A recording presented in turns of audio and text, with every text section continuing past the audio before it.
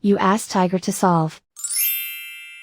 This deals with linear equations with one unknown. The final result is m equals -10.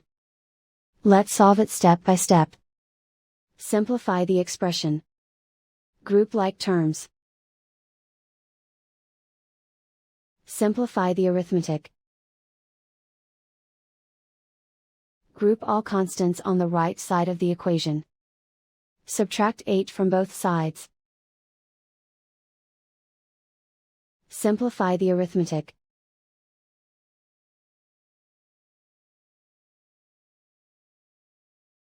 Isolate the m. Divide both sides by -2. Cancel out the negatives. Simplify the fraction. Move the negative sign from the denominator to the numerator. Find the greatest common factor of the numerator and denominator.